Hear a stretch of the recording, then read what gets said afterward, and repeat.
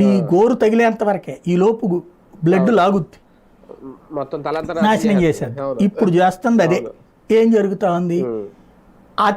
అతి సర్వత్ర వర్జయేత్ అంటారు. అతి పెరిగేటప్పటికి ఆంధ్రప్రదేశ్లో జగన్ అయినా, తెలంగాణలో రేవంత్ అయినా, వీళ్ళు ఎక్కడ ఏమైపోయింది? కేసీఆర్ భయపెట్టి కంట్రోల్లో పెట్టాడు, చంద్రబాబు ప్రేమతో కంట్రోల్లో పెట్టాడు. వీళ్ళిద్దరి పట్ల భయంతో ఒకళ్ళతో, ప్రేమతో ఒకళ్ళతో ఉంది. అది కుల భయం, కుల ప్రేమ ఇక్కడ, అక్కడ గుణబలం అక్కడ జరిగింది. వాళ్ళిద్దరికీ ఉన్నటువంటి వాళ్ళు మిగతా వాళ్ళని అసలు ముఖ్యమంత్రులకు గుర్తించడం మానేశారు.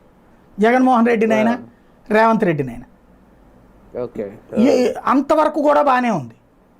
తర్వాత ఏమైంది? పోయిన అట్లాగని చెప్పి ఏమన్నా సినిమాలకు సంబంధించి డబ్బులు తీసుకోవడం మానేశారా? వీళ్ళు సినిమాకి రేట్లు ఎక్కువ పెట్టుకొని కూడా గవర్నమెంట్ ఒక రేట్ ఫిక్స్ అయింది. మీకు ఐడియా ఉందో లేదో నాకు తెలియదు. నా చిన్నప్పుడు సంగతి పక్కన పెట్టేయండి. నేను జర్నలిజం ఫీల్డ్లోకి వచ్చాక కొన్ని వందల వార్తలు కవర్ చేస్తుంటా. సినిమా టిక్కెట్ల రేట్ల పెంపు మీద కమ్యూనిస్టుల ఉద్యమాలు, సినీ ప్రేక్షక సంఘాల ఉద్యమాలు, అభిమాన సంఘాల ఉద్యమాలు. నా చిన్నప్పుడు నేను మొట్టమొదటి సినిమాకి వెళ్ళినప్పుడు విజయవాడ శరత్ టాకీస్లో డైరెక్ట్గా మా అమ్మ నాన్న నన్ను ఒక్కడిగా పంపించింది, మా చెల్లెలు నన్ను పంపించింది.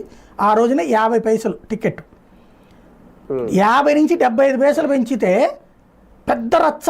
గుడివాడలో అదే థియేటర్ల ముందు ధర్నాలు, రెవెన్యూ